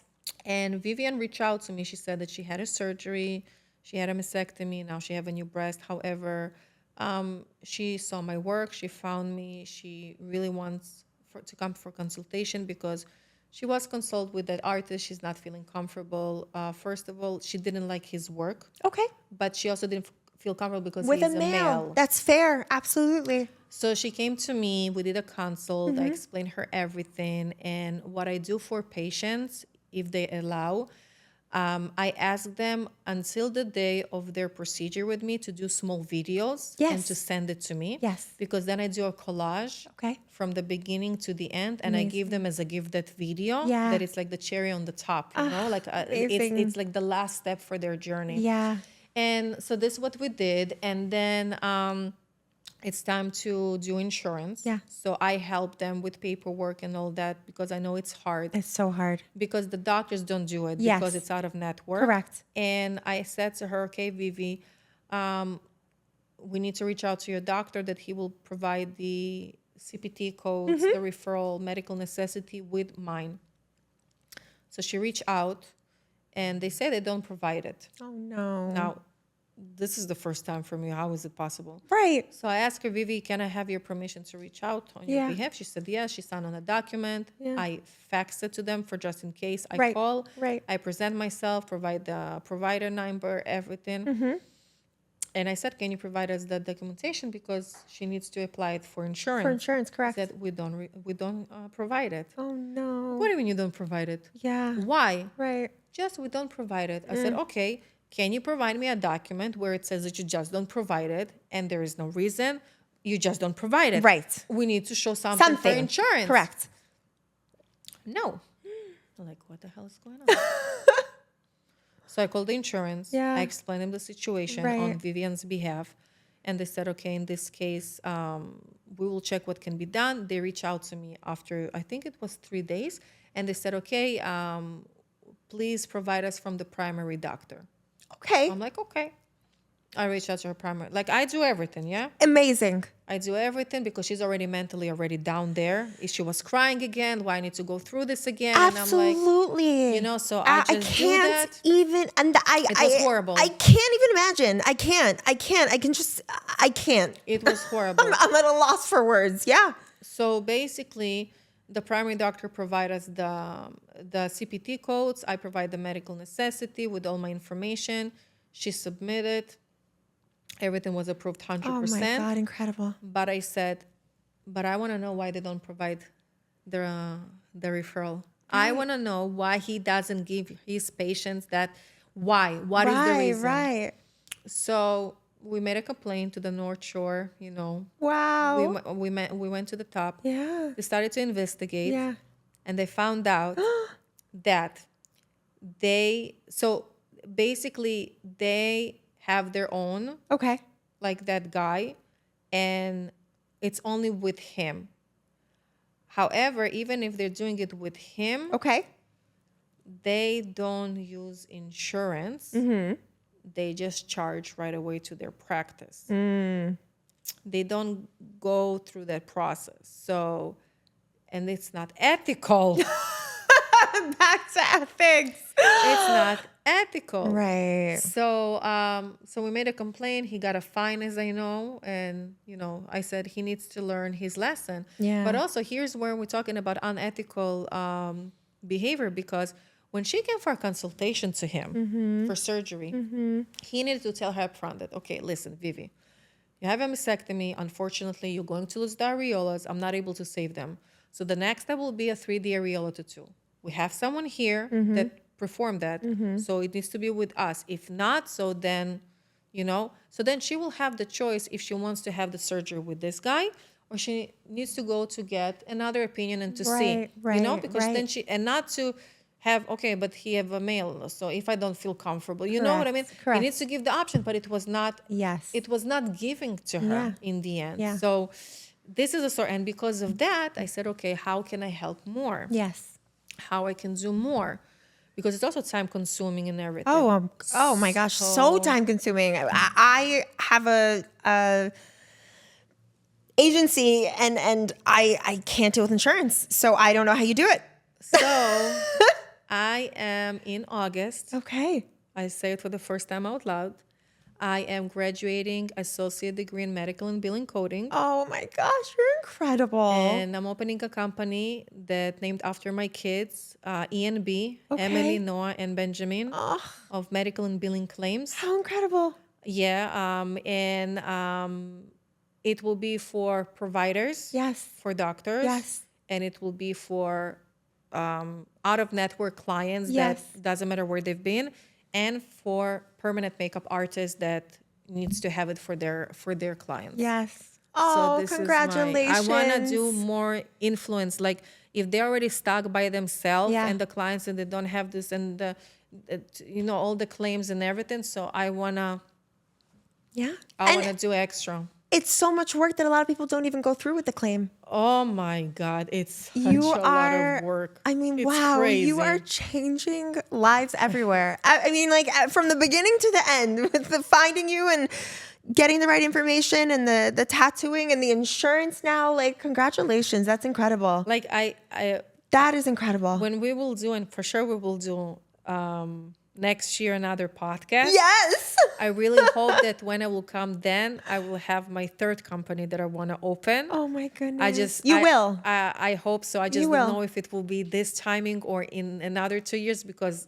all of this, it's also a huge project that, but I really want to do, I always wanted to be a criminal lawyer. Oh, wow. But I'm okay. not. No.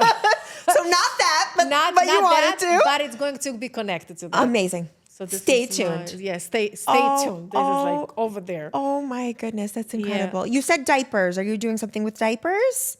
Diapers? Oh, maybe I heard it wrong. I'm sorry. So what did I say? I don't know. Now we need Never to mind. find I'll out. have to go back and listen. No, that's incredible. So you're doing insurance. Mm-hmm. I mean, that's huge. That's huge. I know firsthand that's huge. I mean, the super billing is what they call it, right? It's out of network. I know all about it. I mean, it's huge. That is huge. And following up and filing the claim and what happened and where's the money, and it takes months sometimes. And wow. Mm-hmm. I mean, we're lucky to find you. No, thank you. I mean, it's all I just about community to help. It is a community, and I'm sorry that someone as big, and I don't know anyone, and I'm not pointing fingers, but that has a community, that has like a speaker event that wouldn't. It's their loss. It's 100%. Listen, it's their loss. But I think the point that I think too is when you are just trying to help all of these people, when you're holding a conference is what I was looking for. When you're holding a conference, the intention is to help others. This is what actually more bothers me. If you will ask me, hey, Liana, what is bothering you more? The people that making all those false claims about you and using social media to get, extra on that, or that person that actually removed you from the platform without even checking the facts. Right. This would more bother me than this. And that you can't help. You're genuinely trying to share information. Did I do? What? Like, I'm going to talk about mental health, paramedical pigmentation, stories, my story, how I help other women, how I help the community in the way that I can.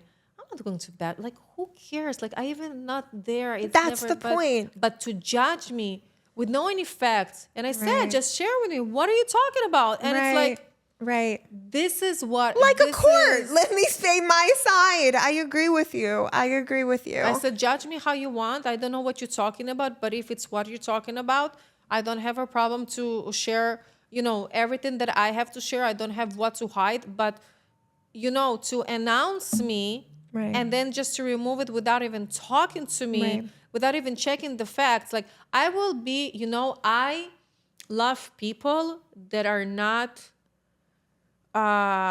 lightweighted. Like, it's like a ping pong. Okay. One time you jump here, one time you jump, where you jump all the time. I don't like those type of people. Okay, I understand. Yes. Wishy-washy, we say. Yeah. If you do something, stand behind that. Right. If someone reach out to you and said to you, listen, you having a speaker and she did X, Y, Z. Oh, don't do it. Oh, okay. So have balls and say, okay, I hear you, but I'm not going to do that. Or let me check the facts at least. Yeah, let me check the facts at least. Right. You check the facts with me. You will see what I'm saying. And give that platform, not to give bullying a platform, not to give a bullying a stage. Because it's bullying, it's judging with no any reason. Yeah. And you take away from the community to learn another new thing. Yeah. And not only that, I mean, they need to find you.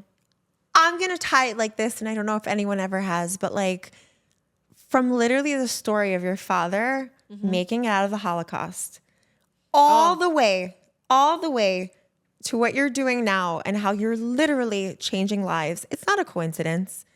Like your strength and I mean, the story is incredible, and I'm thank you for sharing it here because you are gonna help you are helping. I know you are.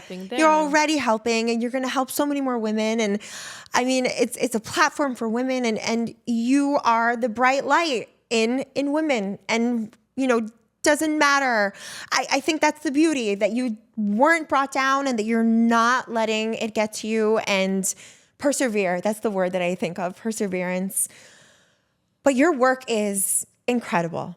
Incredible, the artistry, the heart that you put behind it, I think is just incredible. And it's meant to be. It's not by accident. It's not, I think I fully believe that everything is meant to be. And, we do all go through struggles, some more than others, but like the perseverance, the strength, you can see it in you and literally the lives that you're changing. It's unbelievable. It's incredible. And I hope, and I know, I don't even hope, I know that women are going to find you and you should put yourself out there and offer to other surgeons, and because we don't know what we don't know. Yeah. And I think that for me is the biggest thing. Like now I know microneedling is a no-no because that's what we see and we follow all these people. And with Morpheus 8 and all this. Like that too, yes. People think that if you go with something that's strong, it will be like a quick result. Right. But the problem that it can be very quick, actually to the wrong direction. Correct.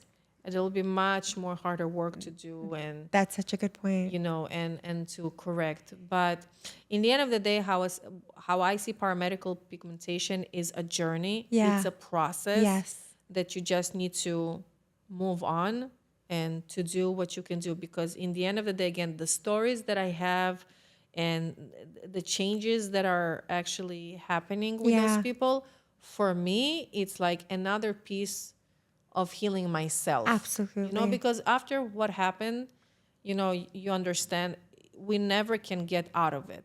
Like we never can go from that. This is why I don't like when it's black. I don't like when it's dark. Right. I always sit in corners. Wow. I always sit in corners. Okay. Or next to a wall. Or even when does that ground you?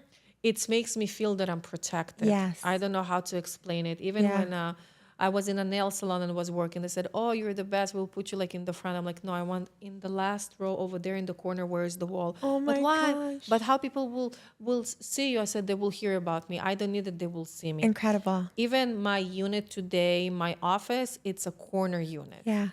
So it's something that I even cannot control. Right. You know, You do what you have to feel safe. it's like automatically, Right. like, comes. And this is why, I'm always extra. Again, I cannot control it. And also, let's be honest, the life that I had in Israel are also not that, when I hear a siren or an ambulance, I jump automatically. I can't imagine. Because it's like, oh. Yes. And Yes. then we have once a month on Tuesday the siren for check if it's working, if there is any Yes. I've tornado. heard of that. Correct. And that same siren is the same identical one when we have bombing. Wow. So automatically I'm like, okay, I have 4.5 minutes to find a shelter. Oh, no. This is what I had in the beginning when I just came to United States. Because Right. I didn't know even what it is. Right. So, when I hear a siren, and automatically I can jump in course, and I'm yeah. like, oh, okay. Of course, I'm already years here in the United States, but I still have this Of automatic course. And that's the reaction. nervous system. That's just your protection. That's just your alarm. But you bring up a good point. I think a lot of people don't realize what's happening outside of the US, what people are going through, what, the struggles and the real life that's happening in other countries. And like you said, the attack on October 7th and all the others in Israel, let's be honest. Yeah, yeah. But I mean, wow. It's everything. It's with everything. It's everything. It's in everything. Israel. It's in Palestine. I have a lot of friends, unfortunately, that also got hurt.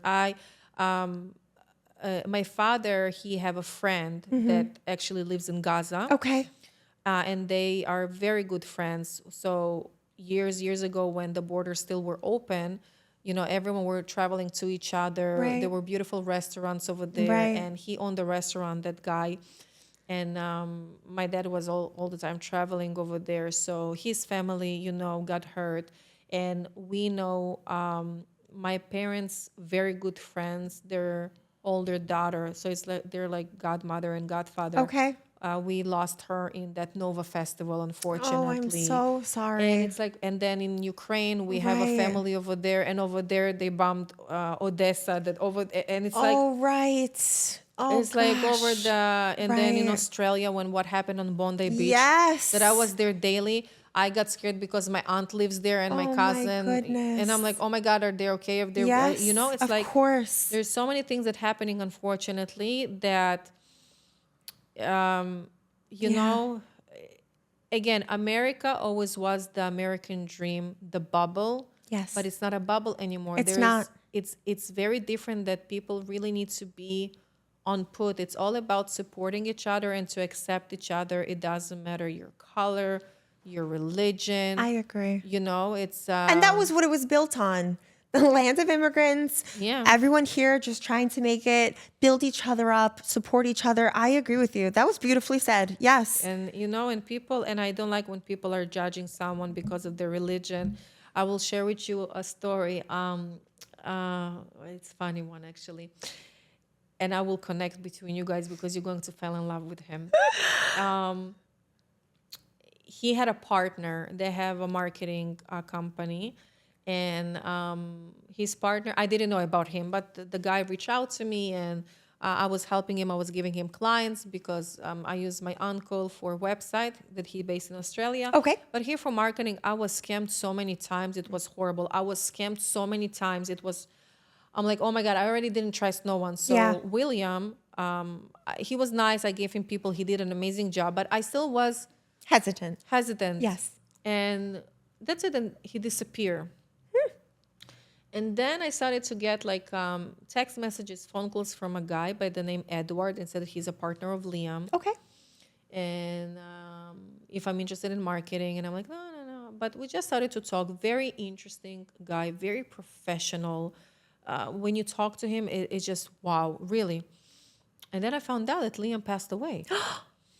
I'm like, oh my God, what happened? Oh, no. Cancer and everything. Oh, no. And then he took the company because he was his partner.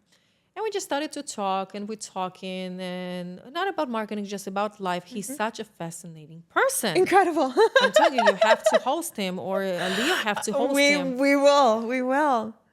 And somehow we started with the Middle East. Yeah. And he's like sending me, like, we're sending videos to each other. It's like very funny, like I do Right. with other people. Right. And then he's sending me a flag of Free Palestine. Oh gosh. And I'm all about freedom. Yeah, we need to free them, but from that government, and we need to be finally in peace, and we need to live together as before. I had so many friends from there, you know. Right. That's a beautiful perspective too. I'm always about that. I'm always about, you know, a lot of people, a lot of Israelis don't agree with me about two-state solution. Unfortunately, but you know, everyone have their own. Everyone has their opinion. I agree. So I don't think I need to be discriminated. But so he is a Muslim. Okay. And I love to be honest, the Muslim religion is very, very fascinating. Yeah. I love history, so I always read about Christian and Catholic and all that. So also, but for me, it's important to understand and to respect. I agree. And also, as a part of a healthcare provider, because I'm considered a healthcare provider. Yes. After August, when I will graduate, I need to understand there is a reason why in medical forms you ask about religion. Correct. Because you need to understand their religion and how to respect them in the appointment. Absolutely. There is verbal communication, there is non-verbal communication. So understand their religion is to understand how they're behaving and to adjust yourself in the appointment for your patients. That is so beautiful. Yes, the cultural. I agree with that. I work with. It's very important. So important you know, to understand. When we have Chinese or Korean, correct, they're not strict. This is how they always, you know, look on the floor. You need to, you know, touching and everything. Or with the Muslim or the Indian, a man cannot touch, you know. Right. But here's the thing: Jewish and Muslim, a man cannot touch a woman. Yes. It's the same. When you go to a doctor, it should be a female. Correct. You know what I mean? So it's very important. So he's a Muslim. He actually converted. Oh, wow. Okay. A beautiful family. And when he sent me this photo, and I'm like, yeah. So I'm avoiding because I don't want to get to this thing. Right. You You know, don't want to get to the politics. Right. So somehow we started, and then he said, well, you know, we're from the same area. I said, yeah, we're cousins. He said, yeah, cousins. And somehow it became that, you know, that I said, I'm Jewish. Yes. He said, you're Jewish? No, you're not. He said, you're Muslim. Oh my gosh. I'm like, no, I'm Jewish from the last time that I know. Right. Like, last time I checked. All this time that we were talking, he thought that I'm, you know, a Muslim. And That's so Jewish. funny. And he said, oh my God, this is amazing. He said, I'm so today we're best friends. This person. It's beautiful. That's a beautiful story. There's no one that, even before we came, hold on. I think that's an incredible story because, you know. I'm calling him. Okay. I'm calling him. It's so, you know, thank you, because I agree. I'm also Jewish, and I think that everyone can get along. Oh my God. He's Everyone like a family, can get along. I have a wonderful, incredible friend that's Muslim, and Catholic friends, and it's all over. And Christians, and it doesn't matter. It doesn't matter. Just love everyone. And to accept each other. Yeah.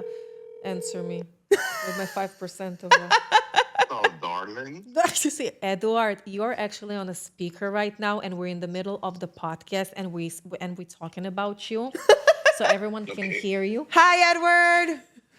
Hey, how are you guys? Thank you so much for having me over as a host.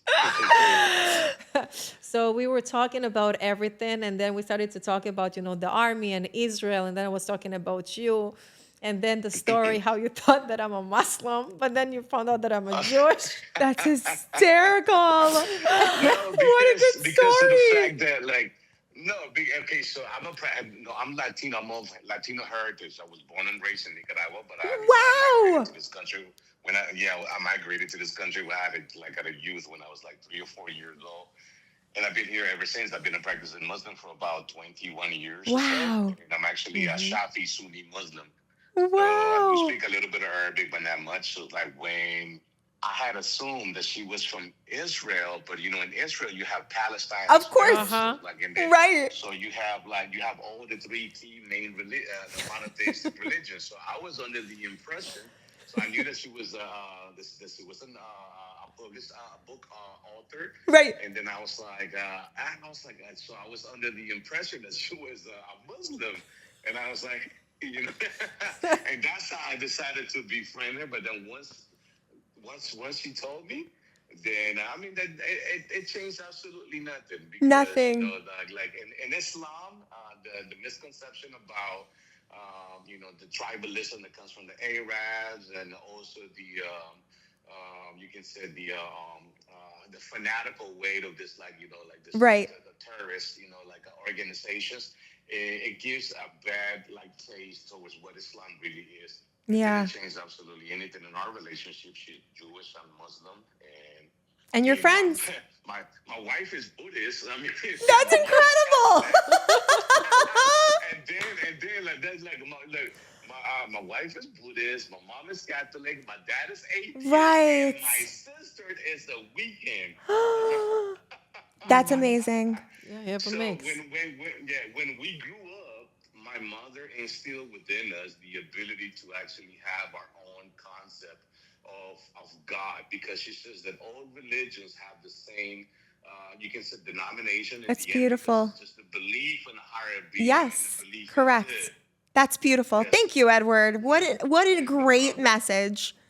Yeah, so we were talking about you. Hopefully, Leo will host you. Yes, He's amazing. Yeah, yes. but your story and everything. So I shared. So yeah, I will be done, and then I will give you a call. But thank you for taking the call. Thanks, Edward. Thank you so much for guys having me as a guest. Okay. Amazing. Thank We you. will Bye. call you. We'll call Promise. Bye. Wow, Liana. I mean, that's incredible. Yeah. And and his wife, she's a psychiatrist for kids. amazing. Oh, she's amazing. I'm telling you. Amazing. I love everything together. I love all the cultures together. I love all the religions I together. love that. I think that's so important, especially, back to America. We're a melting pot. And it's just, at the end of the day, just love one another. And I feel like every religion has that. Every concept, just love one another, respect. Maybe you don't agree, differences of opinions. It doesn't matter. fine. Respect. I love that. Thank you for sharing that. That was incredible. This is what I like what I do, because for me, it doesn't matter what is your color of your skin. I always can help. But, sometimes I had people that were asking me, like, why are you asking what is my religion? What do you care? Right. And I always say, it's respect. It's just, I just want to respect you, because, I love that. I said, I want that you will feel comfortable in your appointment. And if there is something that I can do wrong that will be against your religion, I don't want to go to this point. Yes. And I'm thinking, if in medical facilities and in medical forms they ask you, I don't see what is the reason why I cannot ask. Right. And one of the things as a healthcare provider in my schooling right now, what I'm graduating, the first thing that we were learning is the same thing what I learned in Israel in the 1 year of psychiatry. Yeah. It's about mental, religion, and communication. What type of communication you're going to have. Absolutely. And the verbal and the unverbal, this is very important. Very. Because people don't understand that why sometimes consultation can go wrong. Yep. If you look at that person in a way, it's already nonverbal communication that can go wrong. Correct. Eye contact. I have that conversation all the time. There are cultures that it's disrespectful to make eye contact. And you have to know that. I agree with you. I agree. That's incredible. That's incredible advice. Yeah. And it's, and again, it goes back to showing your care.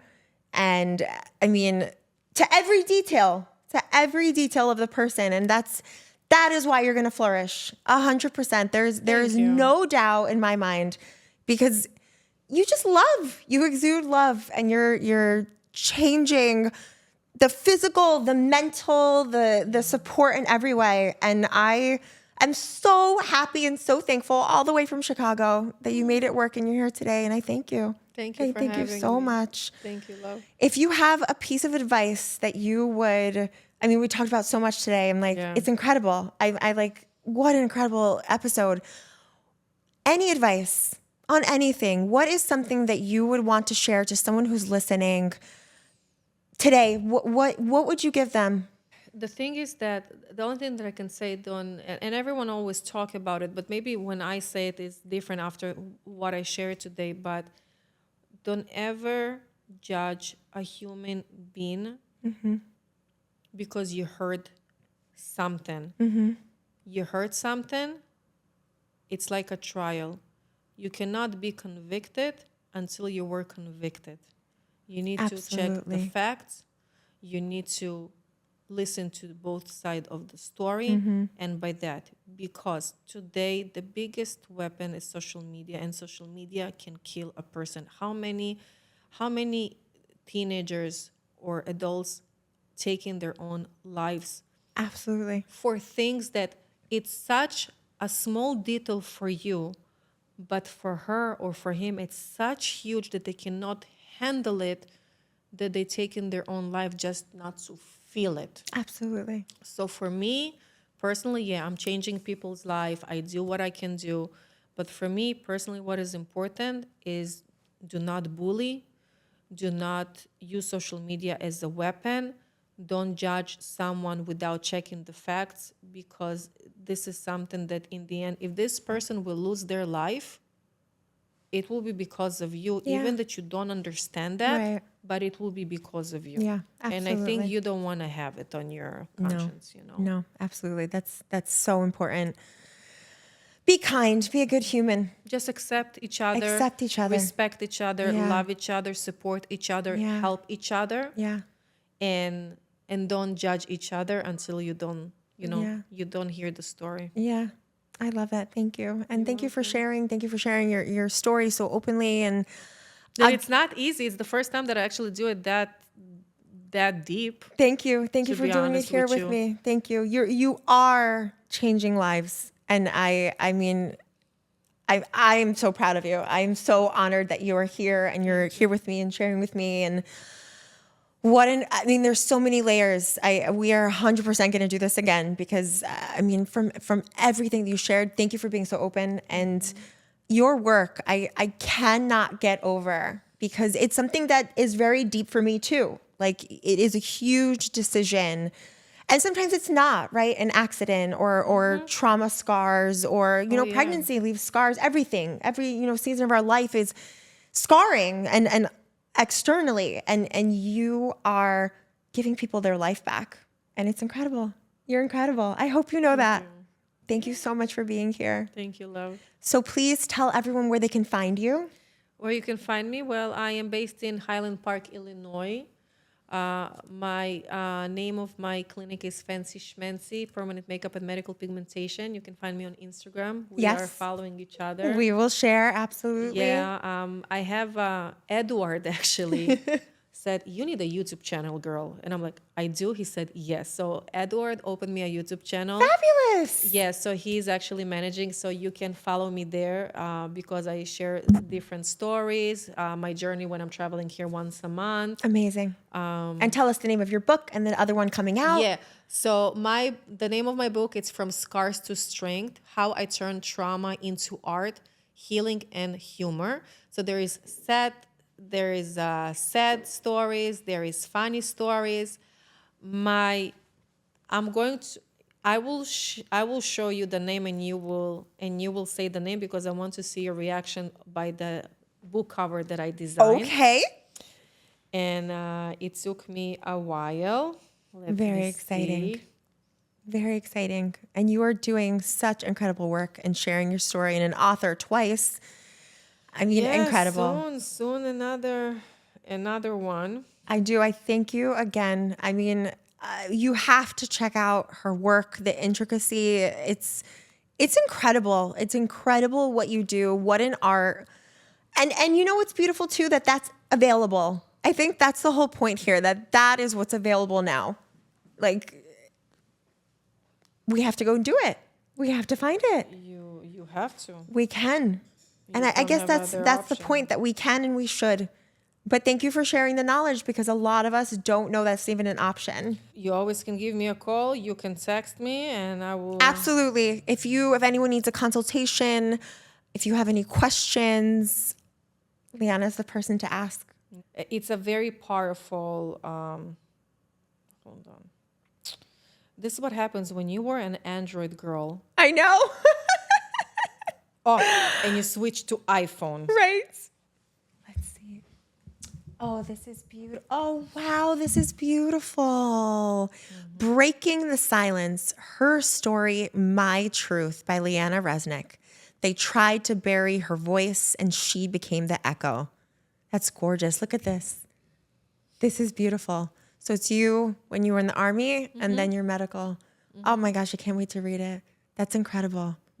And thank you for being so open. Thank you for sharing. Of course. I mean, you're putting it out there for everyone. And what real life stories, what, everything that's happening. And it's just, Yeah, it's a lot, it's but you're offering beauty. That's the point.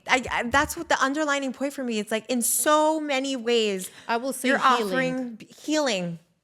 That's a Healing. beauty on its own. Healing. Healing. Yeah. Healing. That's incredible.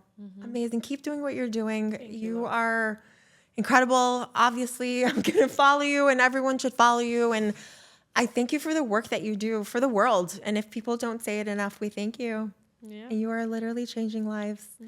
Everyone, this was an incredible podcast. Please like, subscribe, follow, reach out to Liana if you have any questions, if you've not heard of, or if you need medical pigmentation. Thank you for being here and we'll see you soon.